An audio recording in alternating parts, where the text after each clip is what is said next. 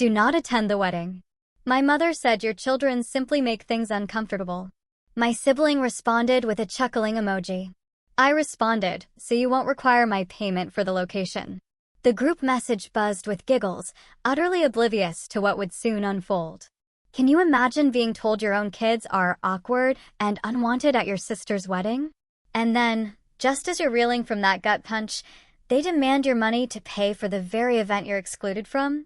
It happened to me, and believe me, it was a moment that didn't just break my heart, it sparked an absolute earthquake in my family. My name is Randy.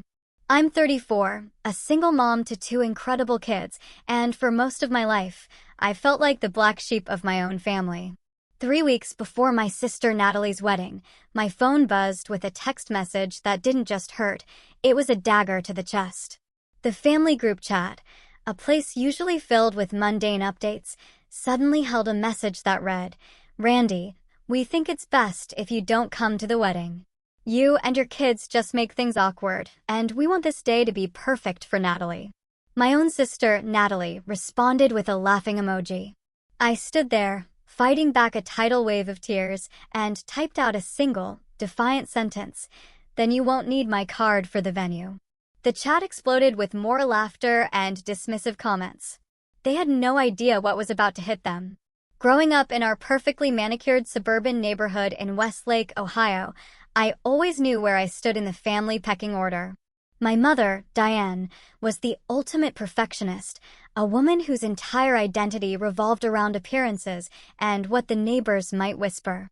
Our house was always immaculate, our clothes always pressed, our family photos always picture perfect. But beneath that polished surface was a tangled mess of favoritism and impossible standards. From the moment I can remember, Natalie, 3 years my junior, was the golden child. With her naturally blonde hair and petite figure, she was Mom's ideal of feminine beauty. Natalie effortlessly embodied everything Mom valued: cheerleading captain, homecoming queen, graduated with honors, then a business degree, just like Mom had always wanted for herself. Me? I was the designated black sheep. Wild, curly hair that defied styling. Preferred sketch pads to pom-poms. And I had this annoying habit of questioning authority, which absolutely mortified my status-conscious mother. By 16, I knew I wanted a creative career, something my mother summarily dismissed as a hobby, not a real job. When I announced I was majoring in graphic design, Mom actually cried at the dinner table, lamenting how I was throwing away my potential, while Natalie patted her hand sympathetically. The divide between us just grew wider and wider. Then, at 24, I got pregnant with Tyler. I was in my final year of college, and the relationship with his father had ended months earlier. When I broke the news to my family, my mother's first words weren't of support or even concern. It was a cold, cutting, "What will people think?" Natalie, fresh from her MBA and a prestigious marketing firm, looked at me with a mixture of pity and superiority that burned worse than Mom's outright disappointment. "Oh, Randy," she'd said, "how are you going to manage a baby? You can barely manage yourself."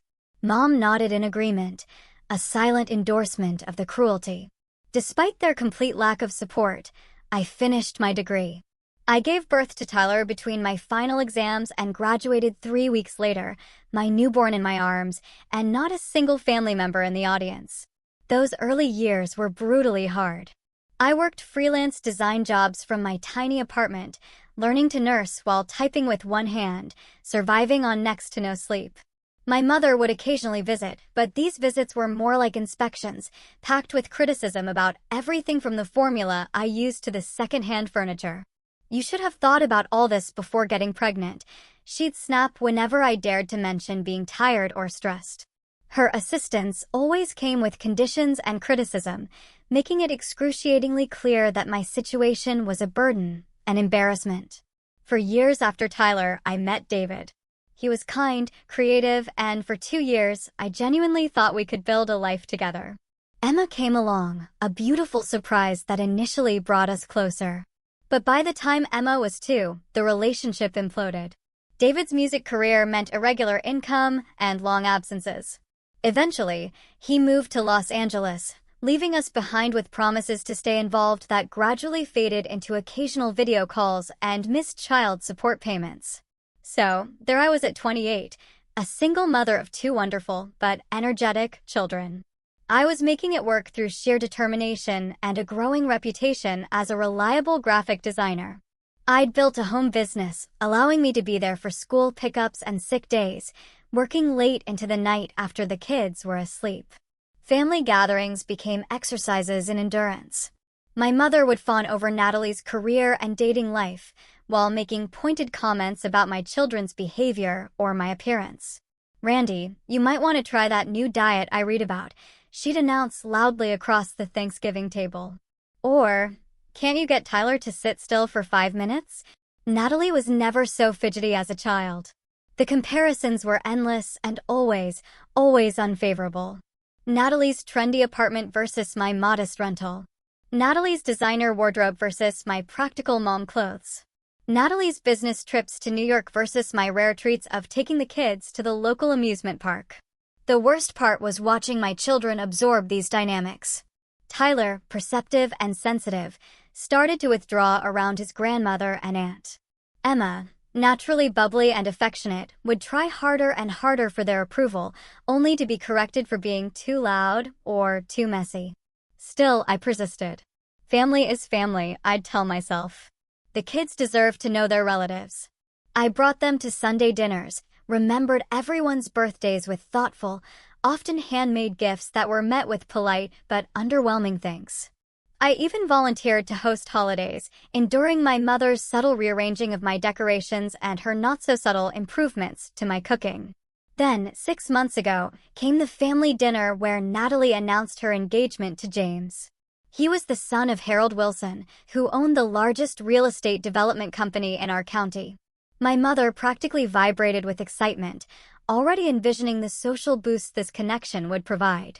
Just think, James's mother, Eleanor, had apparently told her, "Our grandchildren will have the best of everything." I watched my mother's eyes slide over to Tyler and Emma, who were quietly playing a card game at the far end of the table. I knew exactly what she was thinking. In her mind, my children weren't part of that grandchildren equation. They were the complications. The less-than-perfect extensions of her less-than-perfect daughter. As everyone toasted the happy couple, I smiled and offered my congratulations, already sensing that this wedding was about to become yet another battlefield in our family's long-running war of appearances versus reality. The engagement kicked off a flurry of activity that, to my surprise, initially included me. I even got a call from my mother the next day. "Randy, we're having a preliminary wedding planning lunch on Saturday. Natalie would like you to be there," she'd said, her tone implying this was some great honor. "Eleanor Wilson will be joining us, so please wear something appropriate." The pause before appropriate spoke volumes, but I chose to focus on the positive. Maybe this wedding could actually bring us closer. Maybe Natalie genuinely wanted my involvement. That Saturday, I arrived at the upscale restaurant my mother had chosen, wearing my nicest blouse and the only dress pants I owned that weren't stained. Emma had been fighting a cold that morning, so I'd had to scramble to find a last-minute babysitter, making me 7 minutes late. My mother's tight smile when I slipped into the empty chair told me those 7 minutes had been noted and filed away as yet another of my failings. Eleanor Wilson was exactly as I'd imagined, expensively dressed, perfectly coiffed, radiating the confidence of old money. She assessed me with a quick glance that somehow took in every detail, from my scuffed flats to my frizzy hair, already battling the morning humidity. "This is Diane's older daughter, Randy," Natalie introduced me with a dismissive wave of her newly manicured hand, the massive diamond on her finger catching the light. "She does some kind of computer art or something." "I'm a graphic designer," I corrected gently, extending my hand to Eleanor. "Lovely to meet you. Congratulations on your son's engagement." The lunch proceeded with detailed discussions of venues, guest lists, and color schemes. Every time I offered a suggestion, it was politely acknowledged, then immediately dismissed. "What about incorporating some personal elements into the invitations?" I ventured. "I'd be happy to design something custom for Natalie and James, maybe with elements that represent their relationship or interests." Oh, that's so sweet, Eleanor replied, patting my hand. But we've already been in contact with Harringtons. They've done all the society weddings in this area for generations. Very exclusive. My mother beamed at this, while Natalie nodded enthusiastically. They did Melissa Porter's wedding last year, the one featured in Ohio Bride magazine. I just nodded, taking a long sip of water, swallowing my offer along with my pride. As the weeks passed, my involvement in the wedding planning steadily decreased. I'd get occasional texts about decisions that had already been made, framed as updates rather than invitations for input. The only area where my participation seemed actively desired was financial. We found the perfect venue, my mother announced during a rare phone call. The Grand Pavilion at Lakeside Gardens. It's absolutely stunning, but with all the extras Natalie deserves, it's running a bit higher than our budget. The careful pause told me what was coming. I don't suppose you could contribute anything? For your sister's special day? Despite my tight finances, I offered $5,000 toward the venue. It would mean dipping into my emergency fund and postponing some home repairs, but I wanted to show my support in a tangible way. My mother's relieved thanks and promises that I would be fully involved going forward seemed worth the sacrifice. Shortly after that, Tyler and Emma came bounding into the kitchen one evening, faces alight with excitement. Aunt Natalie called, Tyler announced. She asked if I want to be a junior groomsman, and Emma gets to be a flower girl. My heart warmed. Perhaps things were turning around. Maybe my contribution had helped secure my children's places in the wedding party, showing that we truly were included in this family milestone. That weekend, the four of us went shopping for potential outfits. Tyler needed a suit, Emma a flower girl dress. My mother insisted on joining us, claiming her expert eye was needed. The shopping trip quickly devolved into a stress fest. Mom criticized everything. Emma's hair. Couldn't you at least have braided it properly?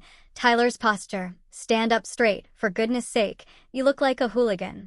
When Emma accidentally knocked over a mannequin in her excitement, my mother's face went rigid with embarrassment. This is precisely why children need proper discipline, she hissed at me in the changing room. How are they going to behave at an elegant wedding if they can't even control themselves in a department store? Before I could defend my children, I overheard her on the phone in the store hallway. Her voice was low, but clear enough. Yes, Natalie, we're trying on things now. I know. Yes, it's exactly what we feared. The children are completely wild, and Randy just lets them run amok. I understand your concerns. Yes, it might complicate things having them in the wedding party. We'll discuss it more later. My stomach clenched. I realized what was happening. Despite their initial inclusion, my children were now being reevaluated as potential liabilities rather than beloved family members to be celebrated. Over the next few weeks, I made several attempts to connect with Natalie privately about the wedding. I texted, called, even suggested coffee. But she always had an excuse, swamped with work, in the middle of tastings, just heading into a meeting with the planner. Then came the bridal shower. I knew nothing about it until I saw the photos on social media. My cousins, aunts, mother, even neighbors from our childhood home were all there, raising champagne glasses. The caption read, showering our beautiful bride with love #Natalie and James #perfect pair. I stared at those photos for hours, searching the backgrounds for any sign that my absence had been noticed. There was none. They all looked perfectly happy, perfectly complete without me. Around the same time, I heard through my Aunt Susan that James's parents had hosted a formal dinner to meet Natalie's family. All of Natalie's family, apparently, except for me and my children. When I casually mentioned this to my mother on our next phone call, she brushed it off. It was very last minute, very small, just immediate family. The phrase immediate family hung between us, its meaning clear. In their minds, I had somehow been reclassified as extended family, or perhaps no family at all. Rumors from other relatives started reaching me. Cousin Beth mentioned that my mother had told her I was too busy with work to participate in wedding activities. Uncle Robert asked if it was true that I had opted out of wedding planning because I was uncomfortable with formal events. Finally, after weeks of evasion and misinformation, I asked Natalie directly about my role. So, What exactly am I doing for the ceremony? Is there a specific dress color I should be looking for? And are Tyler and Emma still in the wedding party? I need to make sure their outfits are ready. Her response was vague and non-committal. We're still figuring out some details. The wedding party is getting kind of large, so we might need to make some adjustments. I'll let you know. I hung up with a sinking feeling, knowing those adjustments would involve erasing my family from the picture entirely. Still, I clung to hope. I was overreacting, right? Surely my own mother and sister wouldn't completely exclude us from such an important family event, especially after I had committed a significant sum to the venue. I was wrong. The message arrived on a Thursday morning exactly 3 weeks before the wedding. I was in the kitchen, making breakfast for the kids, my phone charging on the counter. The family group chat notification chimed repeatedly. I glanced over, catching glimpses of conversation about final wedding arrangements. My mother had created this chat ostensibly to keep everyone in the loop, though it had primarily been used to showcase Natalie's ongoing princess treatment. That morning, the conversation started innocently enough, with Mom posting photos of the final floral arrangements. "Everything is coming together beautifully," she wrote. Just a few last-minute details. Natalie chimed in, "I can't believe it's only 3 weeks away." James's mom says the RSVPs from their side are all in. "Dad, can you follow up with Cousin Roger? He still hasn't responded." I was about to set my phone down and finish getting the kids ready when my mother's next text stopped me cold. "Randy, we think it's best if you don't come to the wedding.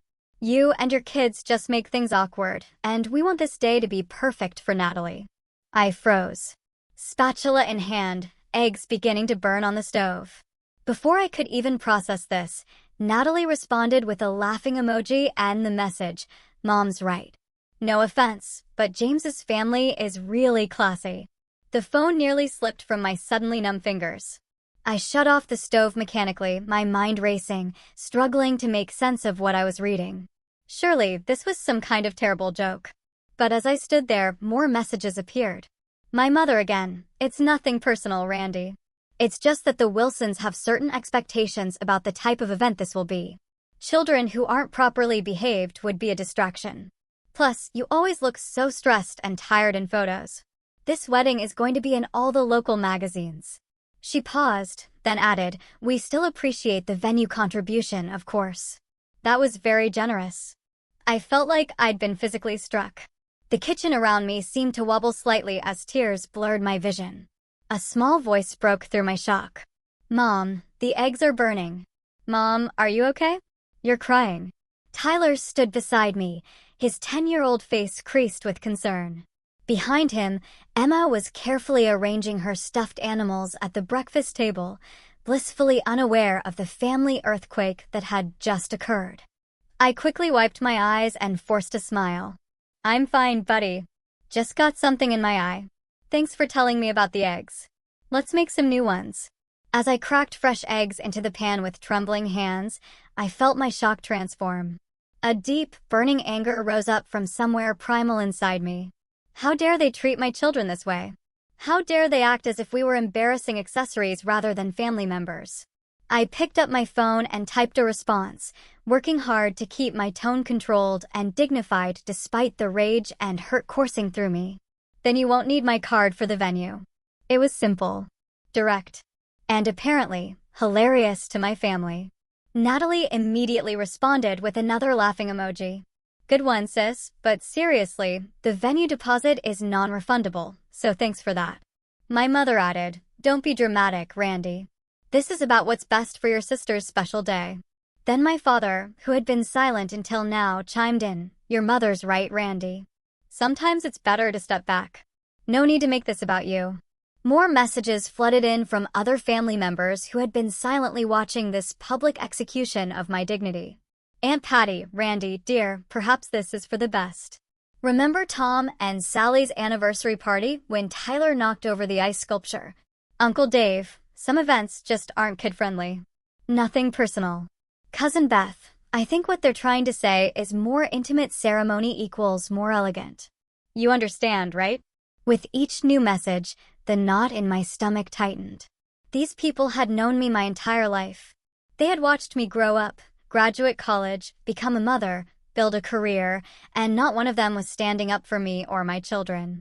Not one was questioning the casual cruelty of excluding family members from a family celebration. I set my phone face down on the counter as it continued to buzz. Time for breakfast, guys. I called to the children, determined not to let them see how shaken I was. As we ate, Tyler kept shooting concerned glances my way. At 10, he was old enough to sense when adult problems were brewing, but too young to fully understand them. 6-year-old Emma chatted happily about her upcoming school field trip, periodically reaching over to pat my hand when she noticed my distraction. "Are you sad, Mommy?" she finally asked directly. "Your eyes look rainy." "I'm just having a grown-up problem, sweetie," I answered, stroking her hair. "Nothing for you to worry about." But after I dropped them at school, I sat in my car in the parking lot and finally allowed myself to break down completely. Huge, racking sobs tore through me as the full weight of the rejection settled on my shoulders. It wasn't just about a wedding invitation.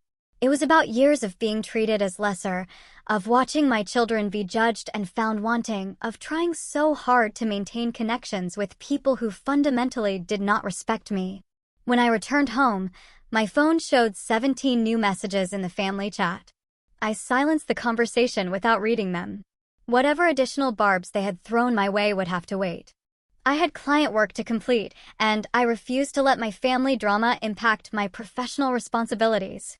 That evening, after the kids were in bed, I finally allowed myself to look at the messages. Most were variations on the same theme. I was overreacting, I was being selfish, I needed to think of Natalie's happiness rather than my own.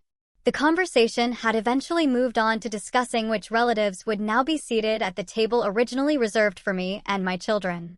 I curled up on the sofa, wrapped in the quilt my grandmother had made me before she died, and cried until I had no tears left. My grandmother had been different from the rest of the family. She had celebrated my creativity, defended my choices, and loved my children without reservation or judgment. "Family is about acceptance, not perfection," she used to say. If she were still alive, I knew she would have been appalled by what had transpired today. As midnight approached, I made myself a cup of tea and sat at my kitchen table, beginning to process not just today's events, but the years of subtle and not-so-subtle mistreatment that had led to this point. The wedding exclusion wasn't an anomaly. It was simply the most blatant expression of how my mother and sister truly saw me and my children. The realization was both painful and strangely liberating. For years, I had been chasing approval I would never receive, making excuses for behavior that was inexcusable, and exposing my children to people who viewed them as inconveniences rather than precious family members. "No more," I whispered to my empty kitchen. "This stops now." The next morning, after getting the kids off to school, I called Zoe, my best friend since college, and the person who had stood by me through every major life challenge. "They did what?" Zoe exploded after I recounted the text exchange. "In a group chat? With everyone watching? Oh my God, Randy, that's beyond cruel. That's psychological warfare." Hearing my own thoughts validated by someone I trusted helped solidify the emotional realization I'd come to the night before. This wasn't a miscommunication or a momentary lapse in judgment. It was the culmination of a pattern.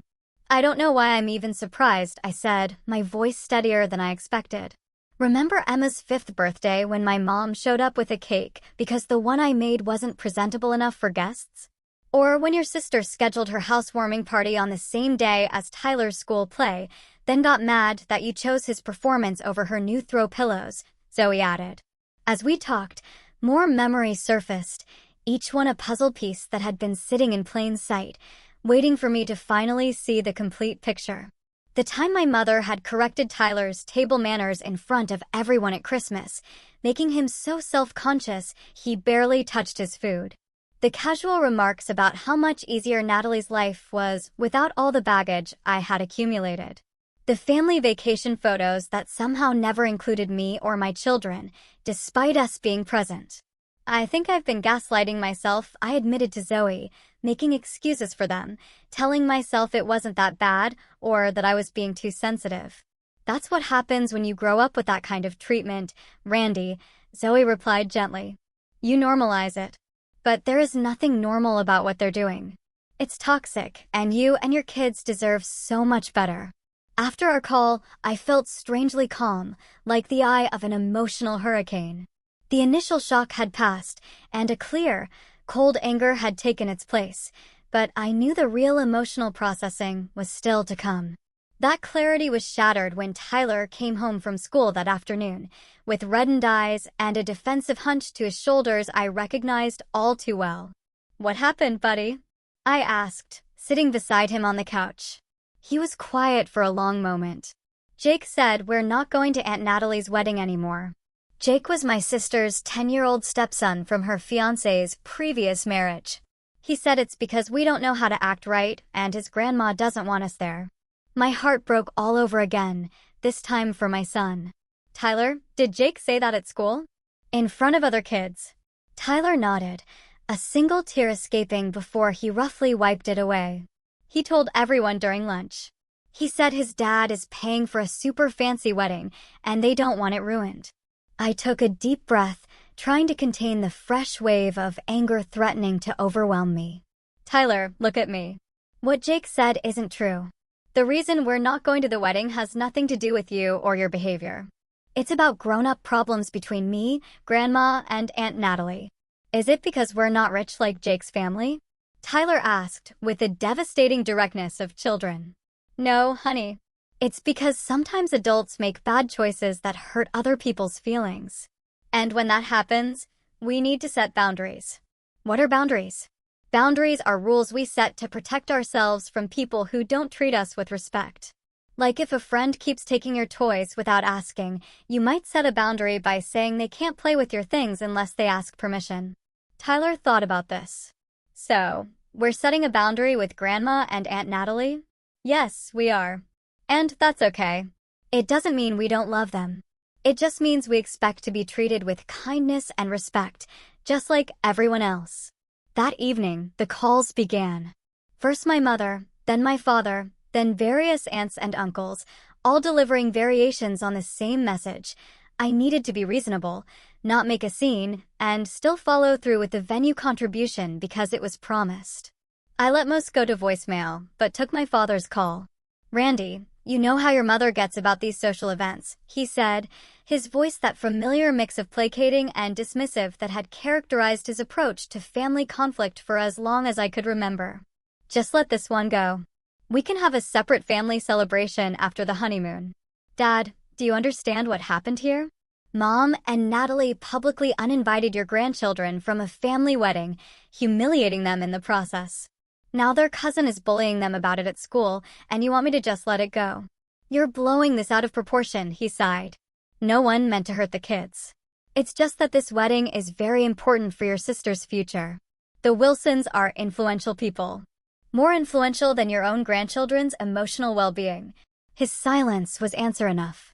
After hanging up, I sat at my kitchen table with a notepad, my designer's brain automatically organizing the chaos into something structured.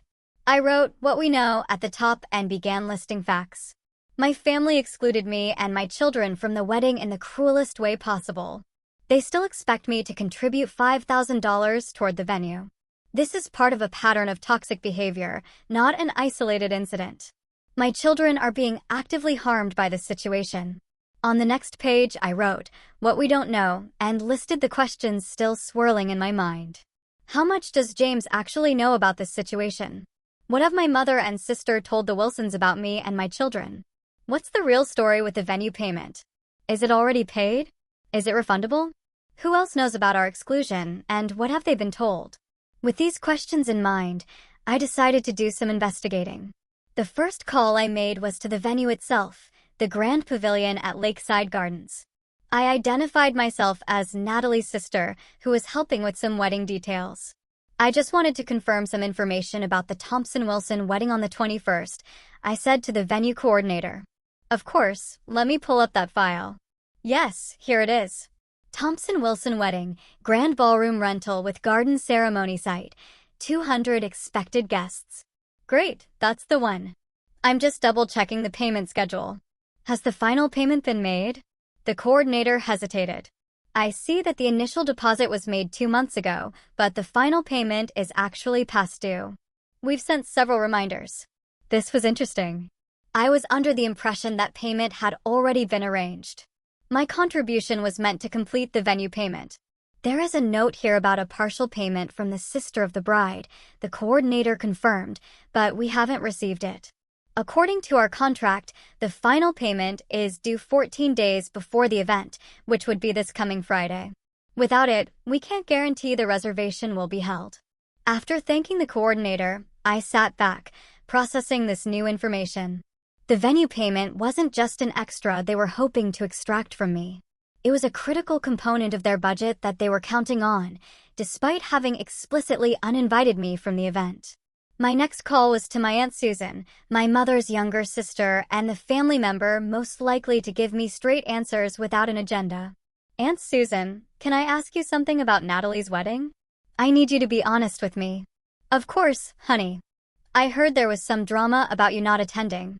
Your mother said you were having some personal issues and thought it best to skip it. Her voice was carefully neutral. That's not true. They explicitly uninvited me and the kids. But what I want to know is what they've told James's family about us. Have you met the Wilsons? Susan's long pause told me she was deciding how much to reveal. Yes, I met them at the engagement dinner. Eleanor Wilson is very concerned with appearances. During that dinner, your mother mentioned you only once. She said you were an artist living in another state. I live 20 minutes away from her house. I know.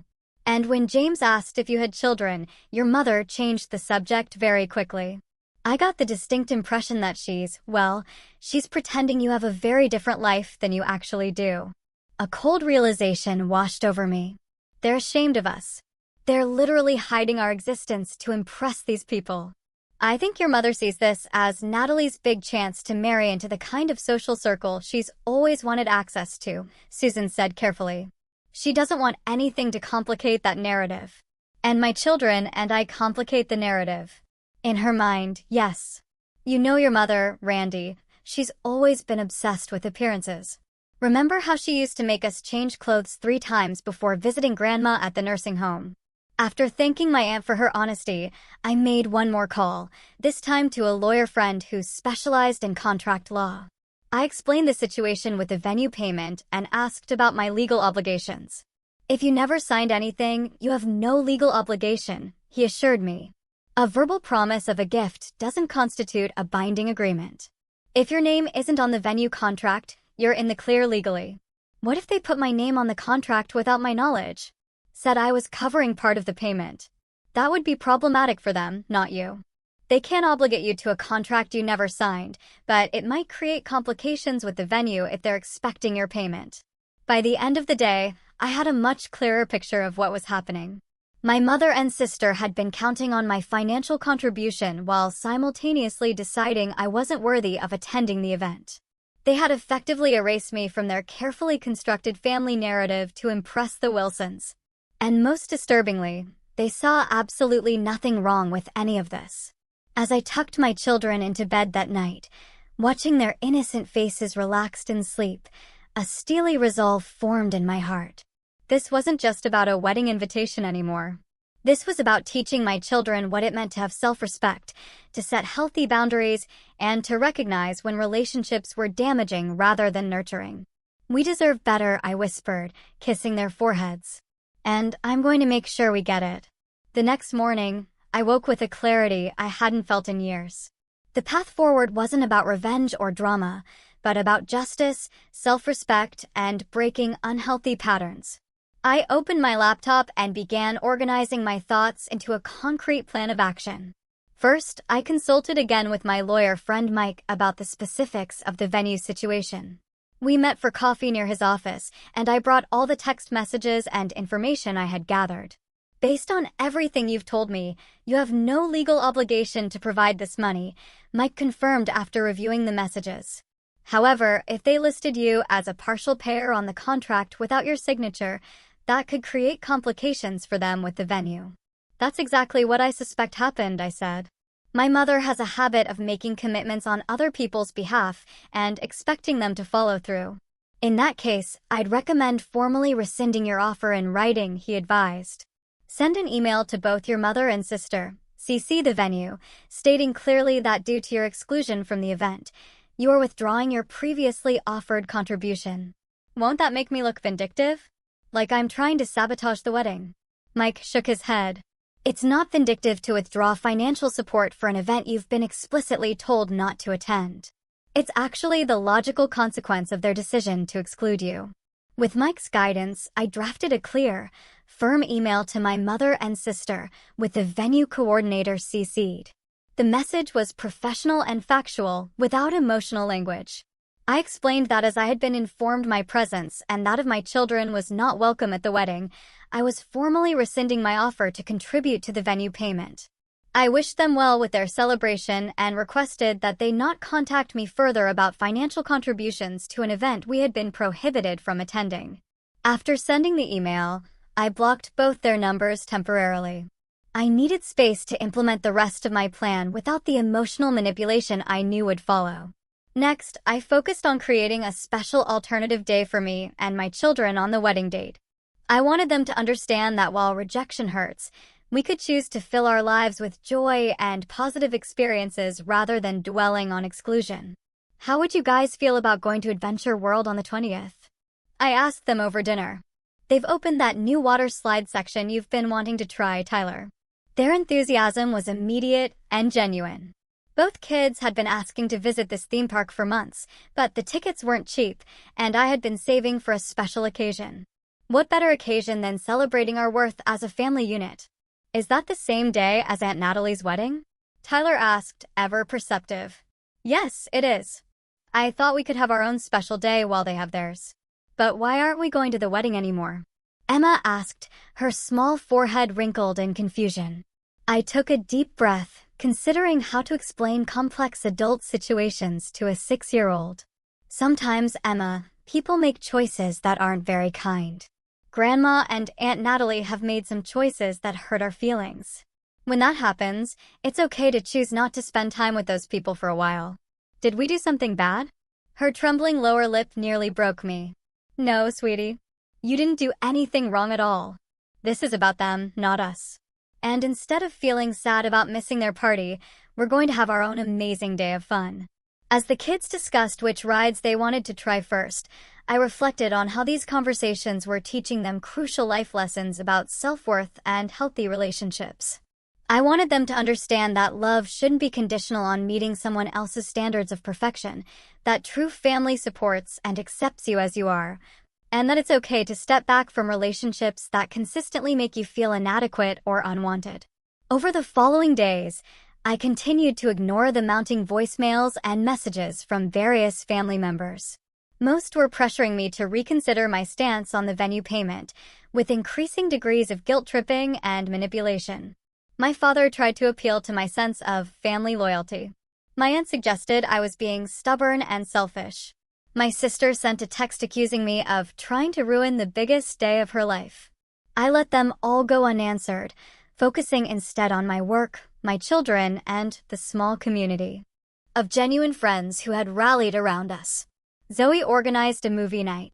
My neighbor Barbara, a retired teacher, brought over homemade cookies and offered extra babysitting hours. My regular client, sensing something was wrong, sent thoughtful messages checking on my well-being. It was during this period of enforced radio silence from my family that I received an unexpected call from a number I didn't recognize. When I answered, the male voice on the other end took me by surprise. Randy, this is James, Natalie's fiancé. I hope you don't mind me calling you directly. I got your number from the family contact list. I hesitated, unsure of his purpose or how much he knew. Hello, James. This is unexpected.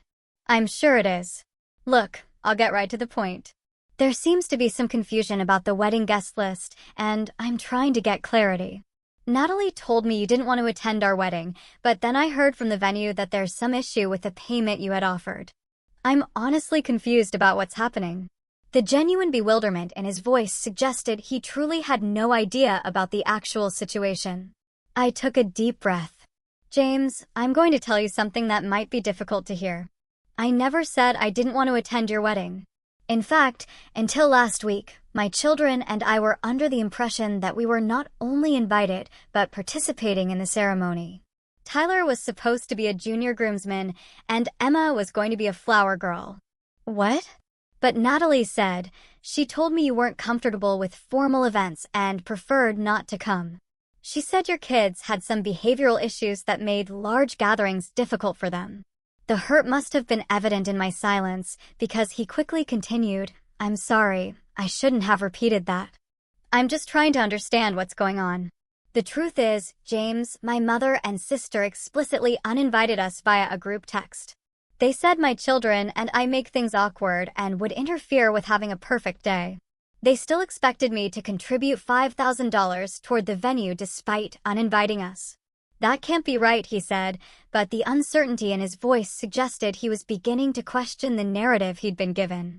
I can forward you the entire text exchange if you'd like to see it for yourself. Would you? I'd really appreciate that. This doesn't sound like the Natalie I know, but, well, there have been some strange tensions around the wedding planning that I haven't fully understood. After our call, I forwarded the entire humiliating text thread to James, along with screenshots of some of the follow-up messages pressuring me to still pay for the venue despite our exclusion. It wasn't about trying to create problems between them, but about finally bringing truth to a situation shrouded in lies and manipulation. James called back 30 minutes later, his voice noticeably shaken. I don't even know what to say. I had no idea this was happening. My parents have been asking about meeting you and your kids, and Natalie kept making excuses about why it hadn't happened yet. I just assumed you were busy. Or maybe there was some minor family tension, not this. I'm sorry you're finding out this way, I said sincerely. For what it's worth, I think Natalie genuinely cares about you. She just also cares tremendously about impressions and status, a value she inherited directly from our mother. I need to talk to her about this. And my parents. They would be horrified if they knew family members were being excluded like this. That's not how we operate. After hanging up, I felt a strange mix of vindication and sadness. I hadn't set out to create drama or come between Natalie and James, but the truth had a way of surfacing eventually. Whatever happened next was out of my hands. I had been honest, set appropriate boundaries, and was focusing on creating a positive experience for my children despite the painful situation. For the next 5 days, I heard nothing from any family members. The sudden silence after days of constant pressure was disconcerting, but also peaceful. I used the time to finalize our adventure world plans, putting together a small backpack for each child with snacks, sunscreen, and a change of clothes. We talked excitedly about which rides to try first and whether we would be brave enough for the new vertical drop waterslide. As the wedding day approached, I found myself feeling stronger and more centered than I had in years. The initial shock and hurt had transformed into a kind of quiet determination. This experience, painful as it was, had forced me to confront and begin dismantling the dysfunctional patterns that had defined my family relationships for decades. You seem different, Tyler observed the night before our planned theme park visit as I tucked him into bed. Not sad anymore. I am different, I agreed. Sometimes hard things help us grow stronger, like how plants need storms to make their roots dig deeper. I smiled at his insight. Exactly like that. Now get some sleep. Tomorrow is going to be an adventure. The morning of Natalie's wedding dawned bright and clear. I woke before my alarm, a mixture of emotions swirling through me despite my best efforts at detachment. Somewhere across town, my sister was preparing to become a wife. My mother was likely fussing over every detail, determined to create the perfect illusion of family harmony for the Wilsons and other guests. And here I was, choosing a different path entirely. I pushed those thoughts aside as I heard the excited footsteps of my children racing down the hallway. Mom, is it time to go to Adventure World? Emma burst into my room, already wearing the swimsuit we had laid out the night before, though inside out and backwards. Tyler followed more sedately, but the gleam in his eyes betrayed his equal excitement. It's going to be 87 degrees and sunny, perfect for water slides. I laughed, helping Emma fix her swimsuit. Let's have breakfast first, then we can head out. The park opens at 10 o'clock. As we ate pancakes shaped like Mickey Mouse, a special occasion tradition, I kept my phone deliberately turned off and tucked away in a drawer. Today wasn't about what we were missing. It was about what we were choosing to create together. Adventure World lived up to its name. We spent the morning conquering increasingly daring rides, Tyler leading the charge with newfound confidence, Emma squealing with delight as water splashed around us. We took silly photos with costumed characters, indulged in overpriced theme park food, and participated in every interactive game along the midway. During a brief rest on a bench in the shade, Tyler looked up at me with serious eyes. "This is better than a boring wedding anyway, right, Mom?" I considered my answer carefully. Different experiences are valuable in different ways, Tyler. Weddings can be beautiful celebrations of love and family. But today, this is exactly where we're meant to be, having fun together. As the afternoon progressed, Emma won a stuffed unicorn at a ring toss game with some strategic assistance from the teenage booth operator, charmed by her determined attempts. Tyler conquered his fear of the tallest waterslide, emerging from the splash pool with a triumphant grin. I took dozens of photos, capturing their joy and our connection in a way that felt genuine and precious. By late afternoon, exhaustion began to set in. Emma's steps were dragging, and even Tyler admitted he was kind of tired. We decided to head home, stopping for ice cream on the way as one final treat. It wasn't until we arrived home, and the kids were settled in the living room with a movie that I finally retrieved my phone and turned it on. Immediately, it began buzzing with a cascade of notifications, 15 missed calls, 23 text messages, 7 voicemails. The first voicemail, from my mother at 10:30 that morning, was surprisingly composed. "Randy, I hope you'll reconsider your position about the venue payment. The wedding starts at 4 o'clock, and we need to resolve this before then. Call me back immediately." The second, from noon, had a distinct edge of panic. "Randy, this is getting ridiculous. The venue manager is saying there's an issue with the final payment. Call me back right now." By the third voicemail, left at 1:15, my mother's carefully maintained composure had completely crumbled. "Randy, please, you have to help us. The venue manager is threatening to cancel everything if the final payment isn't made by 3 o'clock. I don't know what you said to them, but they're insisting the contract listed you as a partial payer, and they can't proceed without your payment or a signature removing you from the agreement. Please." Natalie is in tears. "You can't ruin her wedding like this." The remaining messages grew increasingly desperate, culminating in a sobbing Natalie begging me to just sign the stupid paper or pay the money because the venue manager was being completely unreasonable, and the photographer and florist were already there setting up. I sat down at my kitchen table, absorbing this unexpected turn of events. I had sent that email to the venue to clarify my position, not to actively create problems for the wedding. I had assumed my mother would simply cover the payment gap herself or find another solution. After making sure the kids were engrossed in their movie, I called the venue directly.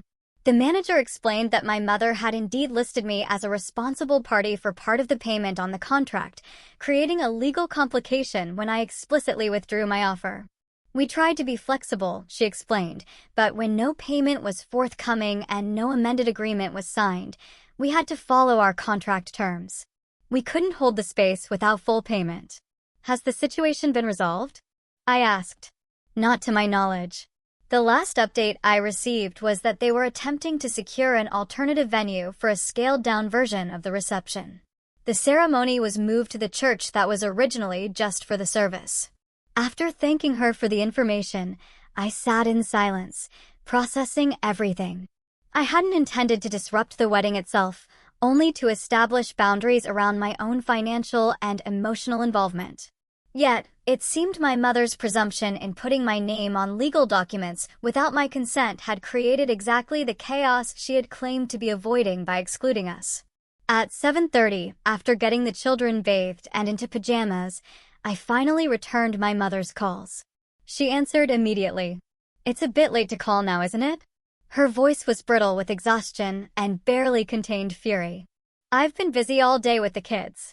I just got your messages. What happened with the wedding?" "As if you don't know. Your little stunt nearly ruined everything. We had to move the reception to the church basement at the last minute. Half the floral arrangements couldn't be transferred. The cake arrived at the original venue and had to be rushed across town. The photographer charged extra for the venue change. Eleanor Wilson was horrified by the disorganization. "I'm sorry things were complicated," I said carefully. "But I don't understand why you put my name on a contract without my permission. That created this problem, not my withdrawal of a gift I was never obligated to give in the first place." Gift. This was your sister's wedding. Family helps family. Family also doesn't exclude family from important life events via group text. The line went quiet for a moment. Is that what this was about? Revenge because your feelings were hurt?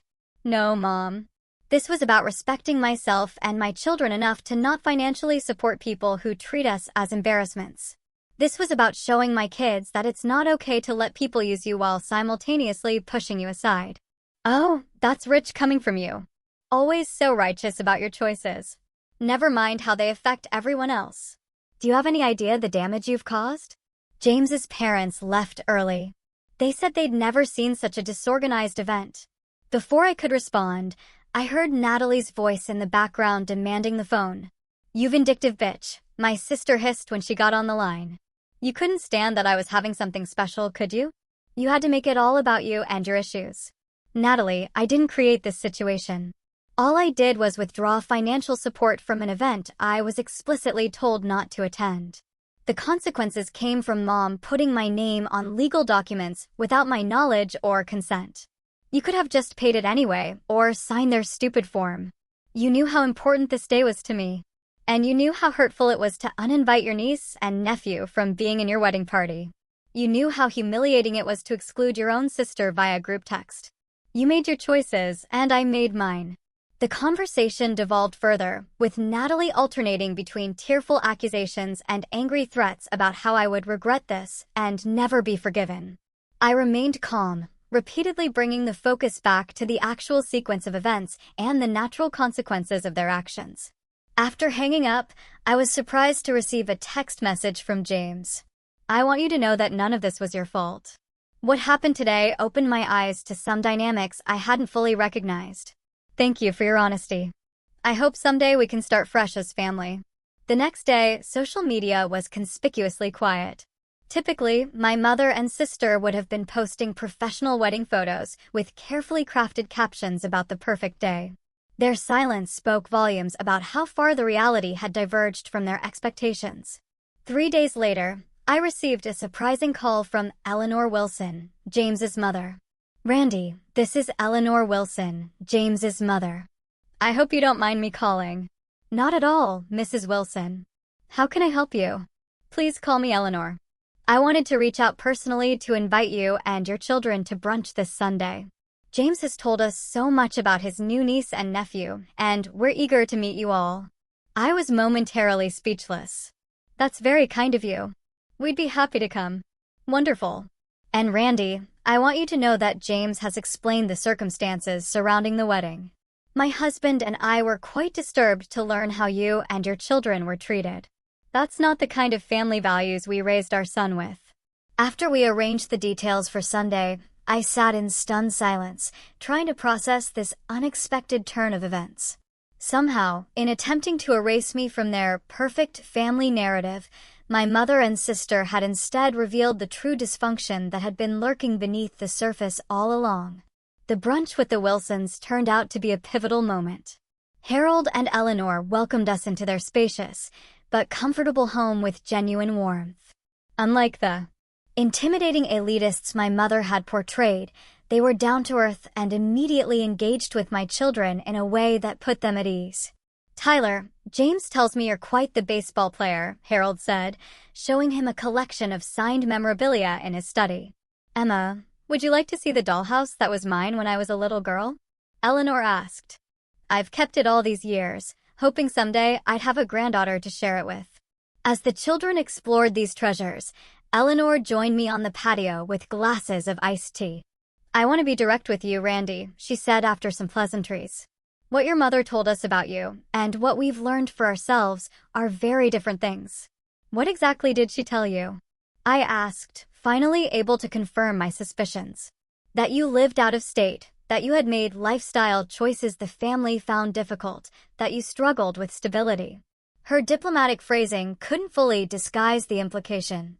And now I see a devoted mother raising two wonderful children. James speaks highly of your work as a designer. And most importantly, I see someone who had the strength to stand up for herself and her children in a difficult situation. It wasn't about revenge, I said, feeling it important that she understand. It was about not allowing my children to internalize the message that they weren't good enough. I understand that better than you might think, Eleanor said, surprising me. My own mother was similar to yours in many ways. Appearances meant everything. I wasn't the daughter she wanted either. That conversation marked the beginning of an unexpected alliance. While my own mother maintained a chilly distance following the wedding debacle, the Wilsons began regularly including me and my children in family gatherings. Emma and Tyler developed a genuine friendship with their new uncle, James, who turned out to have a talent for connecting with children that surprised even Natalie. In the months that followed, I committed to therapy, finally unpacking the years of conditional love and subtle undermining that had shaped my self-perception. My therapist helped me understand that the wedding incident hadn't created the family dysfunction. It had merely exposed patterns that had existed for decades. Your mother has narcissistic tendencies, my therapist explained.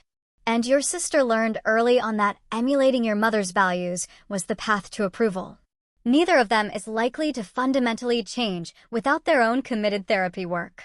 With this understanding, I began to establish clearer boundaries with my family of origin. I declined Sunday dinners that invariably devolved into criticism sessions. I limited phone conversations with my mother to 15 minutes and redirected when she began disparaging me or the children. I filtered information carefully, sharing only what felt safe and keeping our most precious moments private. The children flourished under these new boundaries. Tyler's teacher commented on his increased confidence at school, noting he was participating more in class discussions and had made new friends on the playground. Emma's occasional anxiety about being good enough gradually faded, replaced by a natural enthusiasm for trying new things without fear of harsh judgment. My business grew as well, as I redirected energy previously spent managing family drama into developing my client base and refining my skills. I secured several large corporate contracts that provided greater financial stability than the piecemeal work I had relied on before. When Thanksgiving approached, I braced myself for the usual complicated negotiations about holiday gatherings. To my surprise, James called with an invitation. "We're hosting at our place this year," he said. "Eleanor suggested we start some new traditions. We'd really love for you and the kids to join us." "What about my mother and father?" I asked carefully. "They've been invited too, but with clear expectations about behavior. Eleanor had a rather direct conversation with your mother about how family members are to be treated in our home." The Thanksgiving gathering was tense at times, but ultimately healing. My mother was noticeably subdued, lacking her usual audience for critical comments. My father seemed relieved by the structure Eleanor subtly imposed. Natalie, 6 months into marriage and faced with her husband's obvious affection for his niece and nephew, made awkward but genuine attempts to connect with Tyler and Emma. After the holiday, Natalie reached out and asked if we could meet for coffee. We sat in a quiet corner of a local cafe, both of us uncharacteristically nervous. "I'm not good at this," she began after several minutes of small talk. "Admitting when I've been wrong isn't exactly a skill Mom taught either of us." "No, it wasn't," I agreed, waiting for her to continue. "The wedding was a disaster," she said bluntly. "Not because of the venue change, but because I let Mom convince me that appearances matter more than actual relationships." James was really upset with me afterward in ways I didn't expect. "How so?" He said he didn't recognize the person I became during the wedding planning. "That excluding you and the kids showed a side of me he found disturbing. We've been in couples counseling since then." I was surprised by her candor. That couldn't have been easy to hear. It wasn't, but he wasn't wrong. She twisted her napkin nervously. "I'm not asking for forgiveness right away. I know what we did was cruel. I just want to know if there's a way forward eventually." Tyler and Emma are the only niece and nephew I'll ever have, and I've been a terrible aunt. Healing takes time, I said carefully. I'm open to rebuilding our relationship, but it needs to be different than before. My priority is protecting my children from the kind of treatment we've all normalized for too long. Over the following months, Natalie made consistent, if sometimes awkward, efforts to connect with me and the children. She came to Tyler's school play. She remembered Emma's birthday with a thoughtfully selected art set rather than the usual generic gift card. Small steps, but meaningful ones. My mother proved less capable of change. She maintained that I had overreacted to the wedding situation and deliberately caused problems to get attention. When I held firm to my boundaries, she adopted a martyr position, telling extended family that I was keeping her grandchildren away and that she was trying so hard, but Randy makes it impossible. Eventually, I accepted that my relationship with my mother might never be what I had hoped for as a child. Instead of endlessly trying to earn her approval or change her perspective, I focused on breaking the cycle with my own children. They would grow up knowing their worth didn't depend on meeting impossible standards or fitting someone else's image of perfection. The family you're born into isn't always the family that nurtures you, I explained to Tyler one evening after a particularly difficult phone call with my mother. Sometimes we have to create our own chosen family, of people who love us as we are. Like Aunt Zoe and Miss Barbara next door, he asked. Exactly. And now Uncle James and the Wilsons, too. And we're a family, the three of us, Emma added, with the simple wisdom of childhood. The best family. As I hugged my children close, I reflected on the painful journey that had led us to this point of greater health and authenticity. The wedding text that had initially felt like such a devastating rejection had ultimately been the catalyst for profound change. By standing up for myself and my children, I had broken generations of toxic patterns and created space for genuine connections to flourish. Forgiveness, I was learning, didn't require reconciliation with those who remained committed to harmful behavior. It meant releasing the anger that tied me to the pain while maintaining the boundaries that protected our well-being. It meant acknowledging the reality of who people were, rather than clinging to fantasies of who I wished they would become. Most importantly, it meant teaching my children, through example, that love shouldn't hurt, that family should be a source of support rather than stress, and that sometimes the bravest thing you can do is walk away from relationships that diminish rather than enhance your life. Today, 2 years after that fateful wedding text, our lives have found a new equilibrium. My relationship with Natalie continues to slowly heal through mutual effort and respect. James has become the kind of uncle my children deserve. The Wilsons have embraced us as genuine family members. My father makes occasional efforts to connect on his own terms rather than as my mother's messenger, and my mother remains at a carefully managed distance, allowed limited access under specific conditions. It isn't the family story I would have written for myself as a young girl, but it's authentic, honest, and ultimately healthier than the facade we maintained for so many years. Have you ever had to set difficult boundaries with family members? What helped you find the strength to prioritize your well-being over unhealthy family expectations? Tell me what you think in the comments below. I really want to know.